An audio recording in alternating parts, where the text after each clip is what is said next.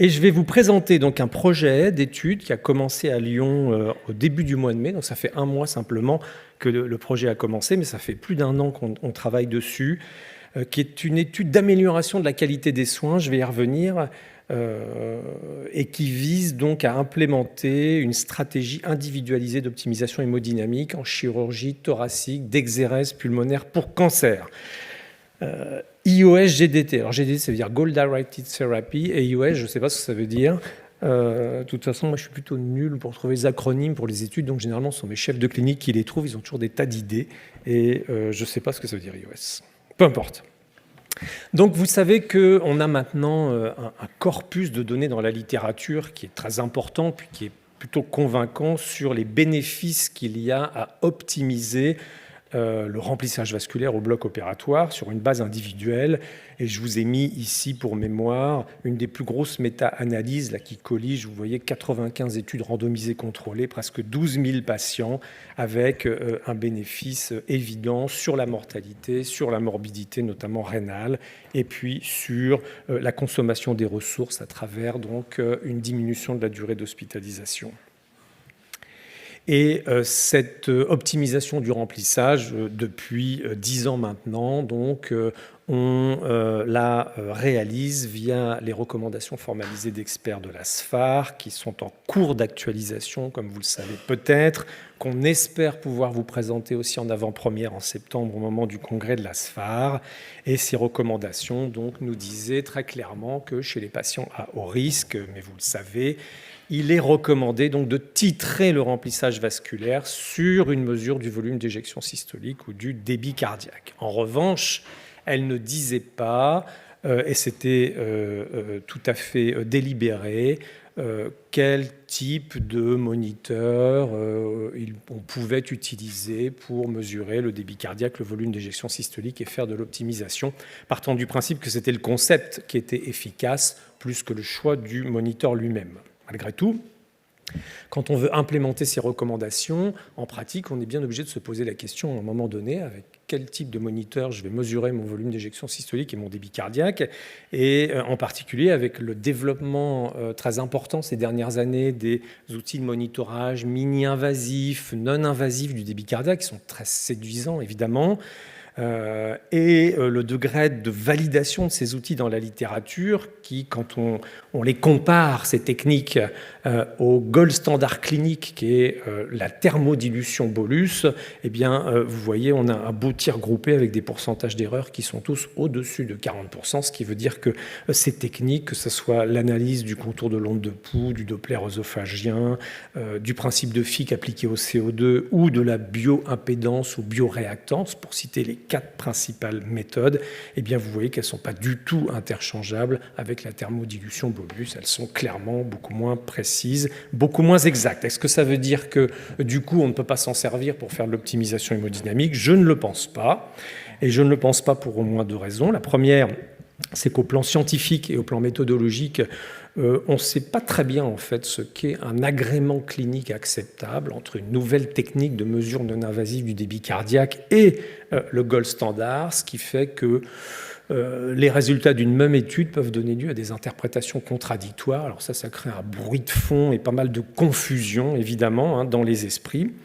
Et puis deuxièmement, parce que quand on utilise ces techniques peu exacte et peu précise pour faire de l'optimisation au bloc opératoire. Ici, c'est de l'analyse du contour de l'onde de pouls. Eh bien, il semble malgré tout qu'on fasse mieux que quand on ne les utilise pas, avec là, vous voyez, une réduction significative de la morbidité globale post-opératoire. Alors en chirurgie thoracique d'exérèse pulmonaire, où on a quand même pas mal de malades à risque intermédiaire ou élevé, qui sont proposés pour une chirurgie qui elle-même est à risque intermédiaire ou élevé, eh bien à Lyon, on fait pas mieux qu'ailleurs, c'est-à-dire qu'en gros, la plupart du temps, on ne se fend pas d'un monitorage du volume d'éjection systolique et du débit cardiaque pour gérer ces malades. Et j'avais fait cette toute petite étude exploratoire de faisabilité sur 10 malades, vous voyez, où, parce que ça me contrariait quand même, j'avais mis en place un moniteur de débit cardiaque de manière systématique. En l'occurrence, c'était de la bioréactance. Et je l'avais masqué sous une alaise, en fait. Donc, les docteurs n'avaient pas accès aux données du moniteur, mais ils n'en avaient a priori pas besoin, puisque spontanément, ils ne le mettaient pas.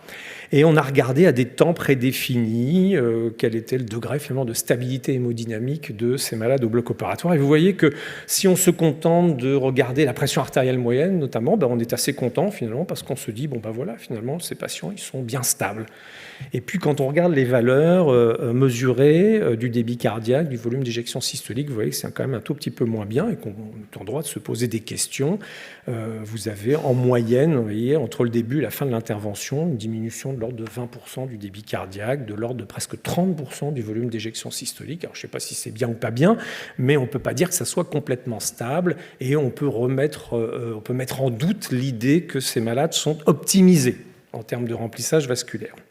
Alors au passage, comme on avait trouvé que la bioréactance, enfin surtout moi je dois dire, c'était quand même assez pratique et assez facile d'utilisation, on a validé l'outil, ou en tout cas on l'a comparé, on a publié ça l'année dernière, à de l'analyse du contour de l'onde de pouls à l'aide d'un cathéter artériel radial, calibré par une mesure d'échocardiographie. Et ce qu'on a trouvé globalement, c'est que c'était quand même... C'était pas mal, quoi. C'était très robuste, surtout. C'était pas très exigeant en termes de positionnement des électrodes. Ça gênait pas du tout les chirurgiens. Et puis, c'était bien toléré, évidemment, mais s'en doutait. Et puis, on observait des variations spontanées qui allaient dans le bon sens, qui physiologiquement faisaient sens du débit cardiaque au cours de l'intervention. Alors, cela dit, c'était quand même pas interchangeable et moyennement corrélé avec le pulse contour. Bon, il n'empêche que finalement, vous allez voir, on a décidé éventuellement de s'en servir. Et donc l'étude IOS-GDT, c'est quoi? Donc c'est une étude longitudinale d'amélioration de la qualité des soins. Donc ça, vous savez, c'est le parent pauvre de la recherche clinique, médicale, scientifique en France. Les études d'amélioration de la qualité des soins aux États-Unis font ça beaucoup mieux que nous. On ne s'y intéresse pas beaucoup. Je pense qu'on a tort parce qu'on s'aperçoit que ce sont quand même celles qui sont le plus à même de changer durablement et profondément les pratiques. Je vous renvoie à Atul Gawande et la checklist au bloc opératoire qui a quand même profondément modifié les pratiques. Et donc elle a pour objectif global d'implémenter en chirurgie thoracique, d'exérèse pulmonaire, et puis peut-être on étendra à la chirurgie vasculaire aussi, une stratégie individualisée d'optimisation hémodynamique fondée sur les RF-SFAR, on n'invente rien. Et les trois objectifs, c'est premièrement donc d'évaluer prospectivement et de manière non comparative, donc c'est de la faisabilité, la mise en place à l'échelle de toute l'équipe médicale et paramédicale et l'adhésion de toute l'équipe à ce projet sur une période de 6 mois, en partant de là où on part. Deuxièmement, de mesurer toujours de manière prospective et non comparative l'impact que cette stratégie pourra avoir sur la prise en charge hémodynamique des patients, leurs paramètres hémodynamiques à partir de données donc de vraie vie, comme on dit. Et puis, dans un troisième temps, probablement qu'on ira un petit peu plus loin, puis qu'on fera une comparaison de type cas témoin avec un groupe historique qui pourrait être, par exemple, les malades des 6 mois qui ont précédé immédiatement la mise en place de la phase prospective, mais ça, on verra un petit peu plus tard. Les critères de jugement, les variables d'intérêt, pour l'objectif 1, on va mesurer le pourcentage de patients qui ont fait effectivement correctement l'objet d'une stratification du risque au moment de la consultation d'anesthésie.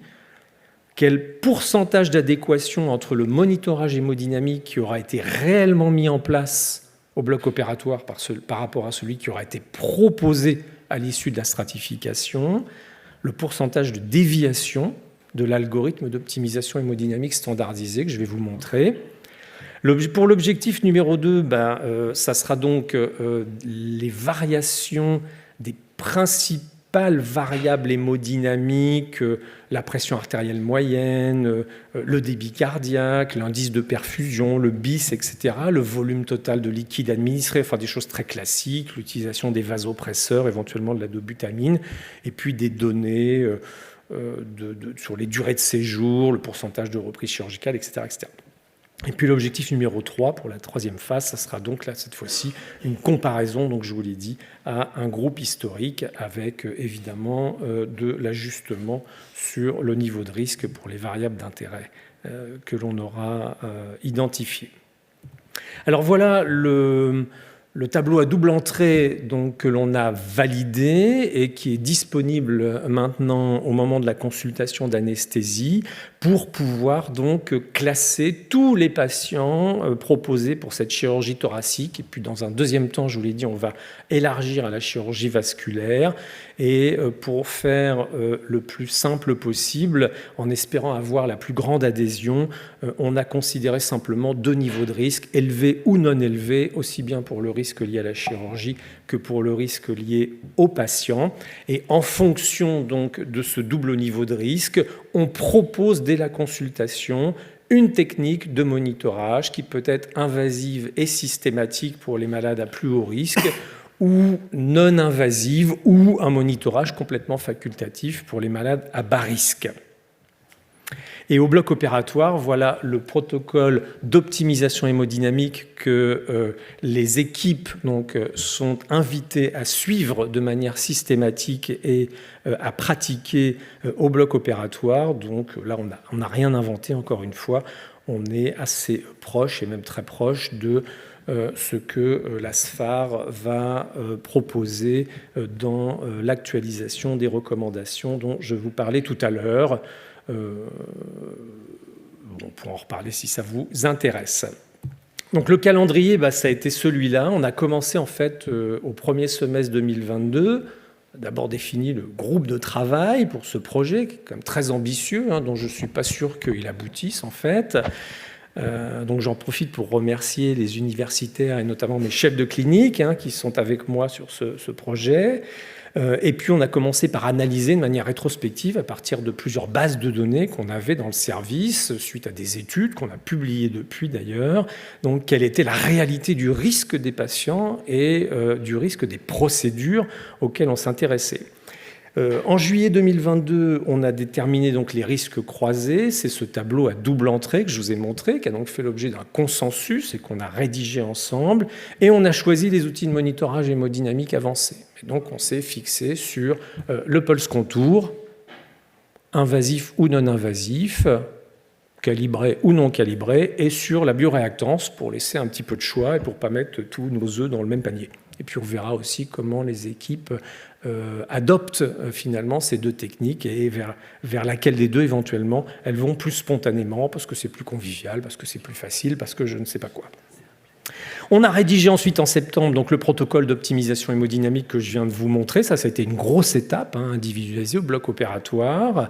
On a intégré en novembre l'ESIAD, nos partenaires industriels qui ont mis à notre disposition ces outils de monitorage qu'on n'avait pas forcément à disposition sur le bloc à Lyon. Et on a formé les personnels médicaux et paramédicaux à travers 2 séances à l'utilisation de ces moniteurs et à l'interface avec les IAD notamment, qui vont jouer un rôle tout à fait crucial dans cette affaire. On a défini donc la méthodologie principale de l'étude en 2 réunions. On a présenté l'ensemble du programme en début d'année aux équipes médicales et paramédicales. Il a fallu, au plan technique, ça c'était un petit peu plus compliqué, faire en sorte que tout ça puisse être récupéré de manière automatique dans le logiciel Diane, qui est celui qu'on utilise au bloc opératoire, pour que les données remontent automatiquement, parce qu'il n'était pas question de faire une feuille de recueil. Là, on recueille en continu toutes les variables pour tous les patients. Donc ça, c'était un peu compliqué. C'est même pas complètement réglé encore, notamment pour la bioréactance. Et puis, on a démarré début mai, donc cette phase prospective d'inclusion des patients sur 6 mois. Alors ça démarre doucement, hein, mais on ne s'attendait pas à ce que ça démarre sur des chapeaux de roue. Il va falloir un peu de temps, je pense, pour que tout le monde s'approprie un petit peu l'idée, le projet, le monitorage. Mais ça fait partie justement des éléments auxquels on s'intéresse et qu'on veut mesurer dans l'étude. Et puis en fin d'année, donc, on analysera, j'espère qu'on pourra analyser donc, les données sur cette période de 6 mois. Voilà, je vous remercie.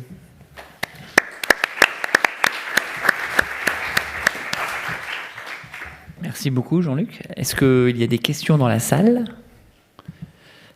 Moi, je vais commencer par le commencement. Oui, je suis preneur de toutes les questions. Il y a une question... c'est même le but. Qui vient de l'Est.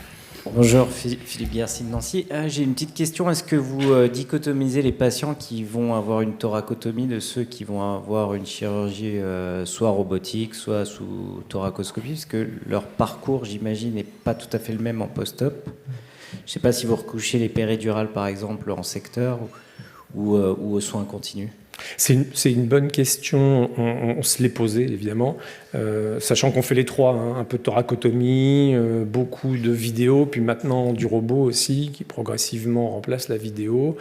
Non, on n'a pas prévu de dichotomiser, mais on regardera effectivement, et ça fera partie évidemment du critère, le type de chirurgie d'exérèse pulmonaire qui a été réalisé, parce que je pense que ça va conditionner le choix du monitorage, par exemple. Et deuxième petite question, j'imagine qu'il y a le monitorage des biomarqueurs cardiaques, forcément, en post-opératoire. Nous, on a remarqué, en tout cas, qu'en chirurgie thoracique, on avait énormément d'augmentation du BNP, pas forcément nécessairement en relation avec une poussée d'insuffisance cardiaque, qu'elle soit systolique ou diastolique. Est-ce que c'est lié à la manipulation simplement du cœur, parfois en péropératoire? Est-ce que vous avez prévu ça dans votre... Pas du tout. Doser les biomarqueurs cardiaques après une chirurgie thoracique, ça ne fait pas partie de nos standards de soins, à moins que le malade lui-même soit coronarien, par exemple, et le justifie. Donc, on n'a pas du tout prévu ce volet biomarqueur-là dans ce projet-là. Okay. Peut-être que j'y réfléchisse. Est-ce qu'il y a d'autres questions? Moi, c'était dans la... J'avais d'abord... je trouve ça vraiment bien d'institutionnaliser ce projet, parce que finalement, quand on veut mettre en place un nouvel outil au bloc opératoire, c'est pas parce qu'il y a l'outil qu'on va l'utiliser, en fait.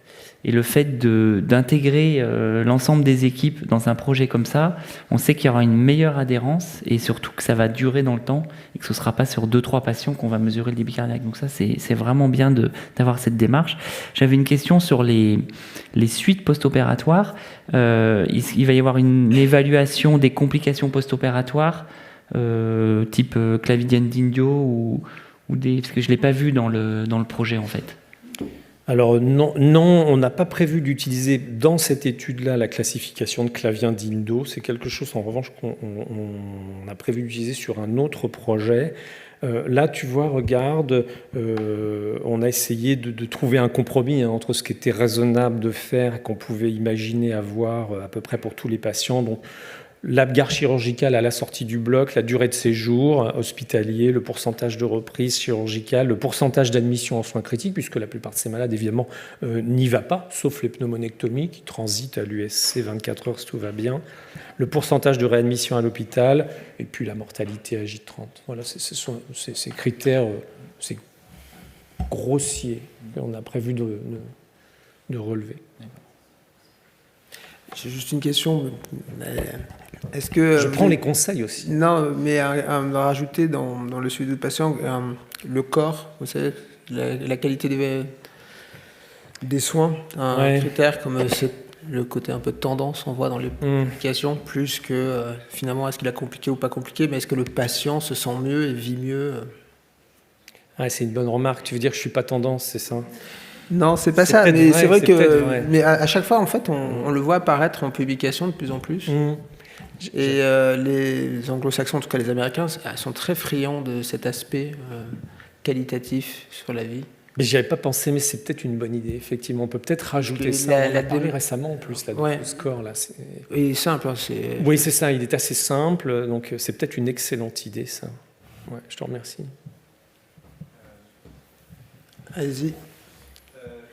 Moi, une des choses qui m'a toujours un peu arrêté pour ce qui est le monitorage hémodynamique comme ça sur le contour de l'onde de pouls en chirurgie thoracique, c'est la ventilation unipulmonaire.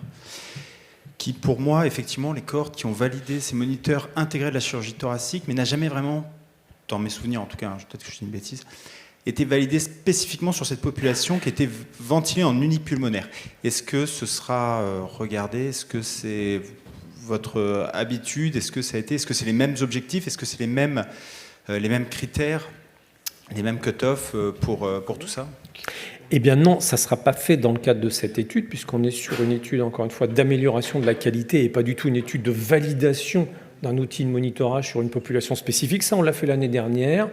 Les résultats sont ce qu'ils sont, mais on a considéré que c'était suffisamment raisonnable pour intégrer ces outils-là dans ce projet d'étude. Alors avec toutes les imperfections que vous connaissez et que vous avez raison de rappeler. Mais...